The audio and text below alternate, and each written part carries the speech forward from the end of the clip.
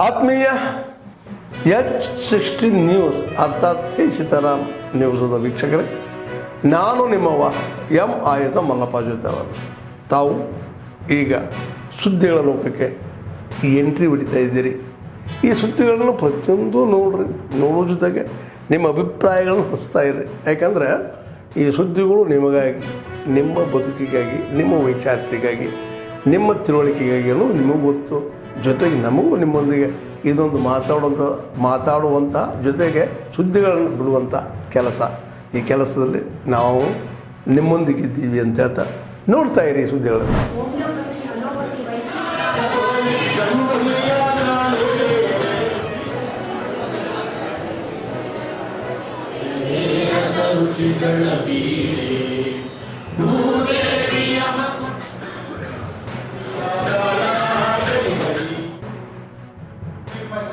ಅದೇ ದೊಡ್ಡ ವೃತ್ತಿ ಸಮಸ್ಯೆ ಇಲ್ಲ ಅದು, ಆಯ್ತಾ? ಆ ಬಾಡಿ ಮಸಾಜು ಅಥವಾ ಹೆಡ್ ಮಸಾಜು, ಈ ಲೆಗ್ ಮಸಾಜ್, ಕಾಲು ಮಸಾಜ್ ಎಲ್ಲ ಮಾಡಿಸ್ಕೊಂಡ್ರೆ ಬಹಳ ಆರಾಮಾಗುತ್ತೆ, ಟೆನ್ಷನ್ ಫ್ರೀ ಆಗುತ್ತೆ. ನಾವು ಯಾವ ಬೀಪ್ ಇರೋದಿಲ್ಲ, ಯಾವ ಶುಗರ್ ಇರೋದಿಲ್ಲ, ಆಯ್ತಾ? ಅದನ್ನೇ ನಾವು ಶಾರೀರಿಕ ಚಿಕಿತ್ಸೆ ಅಂತಾನು ಕರಿತೀವಿ. ಇದು ಸಾಂಪ್ರದಾಯಿಕವಾದ ಜ್ಞಾನ ಅನುಭವದ ಆಧಾರದ ಮೇಲೆ ಹಳ್ಳಿಗಳಲ್ಲಿ ಅಭಿವೃದ್ಧಿಪಡಿಸೋದನ್ನು ನಾವು ಕಂಡಿದ್ದೇವೆ. ಸ್ವಾಗತ ಭಾಷಣ. ಗೌರವಾನ್ವಿತ ಗಣಪತಿಗಳು,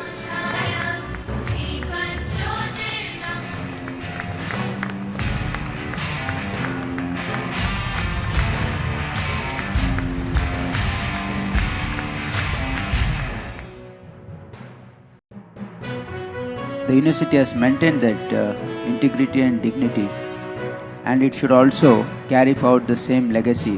That's what I am sure my officials of the university will uphold. That's very important. And also we need to make it very clear that all the students who come out of this university should have a reputation in the society.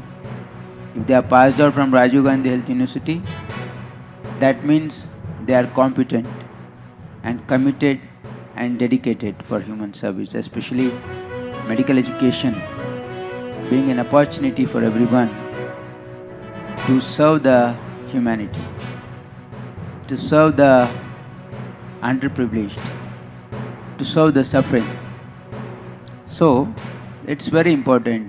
Apart from our skills, we need to also focus on our emphasis on our communicating skill as well, and being very empathic towards our patients.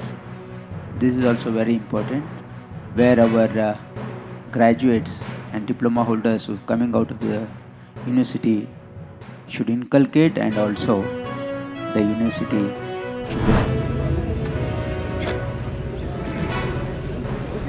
CM ಅವರು time ಬೌಂಡಲ್ಲಿ ಬೇರೆ ಕೆಲಸ ಎಲ್ಲ ಮುಗಿಸ್ಬಿಟ್ಟು ಮಾಡಬೇಕು ಅಂತ ಹೇಳಿದ್ದಾರೆ. ಇವತ್ತು ನಾನು ಆ ಕಾಂಟ್ರಾಕ್ಟ್ ಮೀಟಿಂಗ್ ಕರೆದಿದ್ದೇನೆ. ಪರ್ಮನೆಂಟ್ ಇಲ್ಲ ಅಂತ ಹೇಳ್ತಾರೆ, ಅದನ್ನು ಬಿಡಬೇಕು. ಆ ಸ್ಪಾಟ್ಗೆ ಕೆಲವು ಕಡೆ ಏನೇನು ಪ್ರಾಬ್ಲಮ್ಸ್ ಇದೆ ಅಂತ ನನಗೆ ಕೊಡ್ತಾ ಇದ್ದೀನಿ. ಈಗಾಗಲೇ ನಾನು ಬೆಂಗಳೂರು, ದೊಡ್ಡಬಳ್ಳಾಪುರ ಆ ಸ್ಪಾಟ್ನ ವಿಸಿಟ್ ಮಾಡಿದ್ದೀನಿ. ನಿನ್ನೆ ಕೂಡ ಪರಮೇಶ್ವರ್ ಬಂದಿದ್ದೀನಿ. ಅವ್ರ ಹತ್ರನೂ ಯಾಕೆಂದ್ರೆ ಅವರೇ ಹಿಂದೆ ಕ್ಯಾಬಿನೆಟ್ ಸೆಕ್ರೆಟರಿ ಅಧ್ಯಕ್ಷ ಆಗಿದ್ದಾರೆ. ಟೆಕ್ನಿಕಲ್ ಫೀಸಿಬಿಲಿಟಿ ನೋಡ್ತಾ ಇದ್ದೀವಿ, ಯಾವ ರೀತಿಯಲ್ಲಿ ನೀರನ್ನ ಸ್ಟೋರೇಜ್ ಮಾಡ್ಬೋದು ಅಂತೇಳಿ. ಅಲ್ಲಿ ರೈತರ ಅಭಿಪ್ರಾಯನೂ ಕೇಳಿದ್ದೀವಿ, ಶಾಸಕರ ಅಭಿಪ್ರಾಯ ಕೇಳಿದ್ದೀವಿ, ಕೇಳಿದ್ದೀವಿ. ಸೊ ಅಲ್ಲಿ ಜನರ ಪ್ರತಿನಿಧಿಗಳು, ಸಾರ್ವಜನಿಕರು. ಕೆಂಪೇಗೌಡ ಜಯಂತಿ ಇದೆ. ನಿರ್ಮಲಾನಂದ ಶ್ರೀಗಳೇ 27ನೇ ತಾರೀಕು ಜೂನ್ ಅಂತ ಹೇಳಿ ತೀರ್ಮಾನ ಮಾಡಿದ್ದಾರೆ. ನಾಳೆ ಅದನ್ನ ಅನೌನ್ಸ್ಮೆಂಟ್ ಮಾಡಿದ್ರು. ಅದಕ್ಕಿಂತ ಮುಂಚಿತವಾಗಿ ಇವತ್ತು ನಮ್ಮ ಕುಲ ಬಾಂಧವರು, ರೈತ ಬಂಧುಗಳು ಎಲ್ಲ ಸೇರಿ ರಾಯಪುರ ಅವರ ಮುಖಂಡತ್ವದಲ್ಲಿ ಇವತ್ತು ಎಲ್ಲ ಈ ಬಂಡಿ ಉತ್ಸವನ ಭಾಳ ಚೆನ್ನಾಗಿ ಮಾಡ್ತಾ ಇದ್ರಿ. ನಮ್ಮ ಸಂಸ್ಕೃತಿ, ನಮ್ಮ ಪರಂಪರೆ ಉಳಿಸ್ಕೊಂಡು ಹೋಗ್ಲಿಕ್ಕೆ ಸೊ ಭಾಳ ಸಂತೋಷ. ನಾನು ಗುಬ್ಬಿಗೆ ಹೋಗಿದ್ದೆ. ಗುಬ್ಬಿಯಲ್ಲಿ ಒಂದು ಅಕ್ಕಿಡಕ್ಕಿ 110 ಕಿಲೋಮೀಟರ್ ಅಕ್ಕಿಡಕ್ಕಿ, ಇಲ್ಲಿ ಎಷ್ಟು ಜನ ಎಲ್ಲೂ ಇಲ್ಲ ಅಂಥದ್ದು. ಅದನ್ನು ನೋಡಿಕೊಂಡು ಬರೋಣ. ನಮ್ಮ ಕೆಲಸ ಎಲ್ಲ ಆಗ್ತಾ ಇತ್ತು ಅಲ್ಲಿ ಕುಡಿಯೋ ನೀರು, ಎತ್ತಿನೊಳ ನೀರು ವಿಚಾರಕ್ಕೆ. ಅದಾದಮೇಲೆ ನಾನು ನಾಳೆ ಬೆಳಗ್ಗೆ ಮೊನ್ನೆ ಕ್ಯಾಬಿನೆಟಲ್ಲಿ 5 ಎಕರೆ ಮಂಜೂರು ಮಾಡಿದ್ದೀವಿ ಸುಮ್ಮನೆ ಕೆಂಪೇಗೌಡ ಭವನಕ್ಕೆ. ಅದರಿಂದ ಗುದ್ಲಿ ಪೂಜೆ ಕೂಡ ನಾಳೆ ಬೆಳಗ್ಗೆ ಇಟ್ಕೊಂಡಿದ್ದೀವಿ. ಸೊ ಅದಕ್ಕೋಗಿ ಸ್ಪಾಟ್ಗೆ ಹೋಗಿ ಅದೇನೇನು ಅರೇಂಜ್ಮೆಂಟ್ ಇದೆ ಅದೆಲ್ಲ ನೋಡಿಕೊಂಡು ಬಂದೆ. ನಾಳೆ ದೇಶಿಕೇಂದ್ರ ಸ್ವಾಮಿಗಳು ಪುತ್ತೂರವ್ರಿಗೂ ಬರೆಯಿದ್ದೀನಿ. ನಮ್ಮ ಚಿಂಚುಗಿ ಶ್ರೀಗಳು, ನಿರ್ಮಲಾ ಶ್ರೀಗಳು, ನಮ್ಮ ನಂಜಾಪುರ ಶ್ರೀಗಳು ಮತ್ತು ನಮ್ಮ ಯಕ್ಷಾನಂದ ಶ್ರೀಗಳೆಲ್ಲ ಕೂಡ ಬರ್ತಾ ಇದ್ದಾರೆ. ಮುಖ್ಯಮಂತ್ರಿಗಳು ಮತ್ತೆಲ್ಲ ನಮ್ಮ ಮಂತ್ರಿಗಳೆಲ್ಲ ಬರ್ತಾ ಇದ್ದಾರೆ. ತಾವು ಎಲ್ಲ 7 ಕಡೆಯಿಂದ ಇದು ಬರ್ತಾ ಇದೆ, ಜ್ಯೋತಿಗಳು ಕೂಡ ಬರ್ತಾ ಇದೆ. ಸೊ ಎಲ್ಲ ಕೂಡ ತಾವೆಲ್ಲ ಭಾಗವಹಿಸಿ ಎಲ್ಲ ಜ್ಯೋತಿಗೆ ಬರಬೇಕು. ಒಂದು ಒಳ್ಳೆ ಕಾರ್ಯಕ್ರಮನ ನಾವು ಒಳ್ಳೆ ಪಕ್ಕದಲ್ಲೇ ಬೇಕು ಅಂತ ಜಾಗನ ಐಡೆಂಟಿಫೈ ಮಾಡಿದೆ. ಯಾಕೆಂದರೆ ಮುಂದಕ್ಕೆ ಯಾವುದೇ ಕಾರ್ಯಕ್ರಮ ಮಾಡಿದ್ರು ಕೂಡ ಭಾಳ ದೊಡ್ಡದಾಗೆ ಸರ್ಕಾರ 100 ಕೋಟಿ ಇನ್ವೆಸ್ಟ್ಮೆಂಟ್ ಮಾಡಿದೆ. ಈಗಾಗಲೇ ನಾನು ಬೆಂಗಳೂರು ನಗರ ಕಾರ್ಪೊರೇಷನ್ನಲ್ಲಿ ನಮ್ಮ ಭವನಕ್ಕೆ 3 ಕೋಟಿ ಇಟ್ಟಿದ್ದೀವಿ. ಇನ್ನೂ ಎಷ್ಟು ಬೇಕಾದ್ರೂ ಅದು ಕೊಡೋಣ ಅಂತೇಳಿ ಕೆಂಪೇಗೌಡ ಅಧ್ಯಯನ ಕೇಂದ್ರ ಅಲ್ಲಿ ಏನೇನು ಬೇಕು ಅದೆಲ್ಲ ಮಾಡೋಣ ಅಂತೇಳಿ ಅದಕ್ಕೆಲ್ಲ ಇಟ್ಟಿದ್ದೀವಿ ನಾವು. ಸೊ ನಾಳೆಲ್ಲ ಬನ್ನಿ, ಅಲ್ಲಿ ಮಿಕ್ಕಿದೆಲ್ಲ ವಿಚಾರನೆಲ್ಲ ಮಾತಾಡೋಣ. ಎಲ್ಲರಿಗೂ ನಮಸ್ಕಾರ. ಆದ್ಮೇಲೆ ಎಲ್ಲ ಸುದ್ದಿಗಳನ್ನು ನೋಡಿದ್ರಲ್ಲ, ಏನು ಅನಿಸ್ತು ನಿಮಗೆ? ಇದರಲ್ಲೇ ನಿಮ್ಗೆ ಲೈಕ್ ಆಗಿರ್ಬೋದು, ಡಿಸ್ಲೈಕು ಆಗಿರ್ಬೋದು, ಕಾಮೆಂಟ್ ಬೇಡಪ್ಪ ಅಂತೂ ಅನಿಸಿರ್ಬೋದು, ಕಾಮೆಂಟ್ ಮಾಡಬೇಕಪ್ಪ ಅನಿಸಿರ್ಬೋದು, ಶೇರ್ ಮಾಡಬಾರ್ದಪ್ಪ ಅನಿಸಿರ್ಬೋದು, ಅದು ಮಾಡಬೇಕು ಅನಿಸಿರ್ಬೋದು.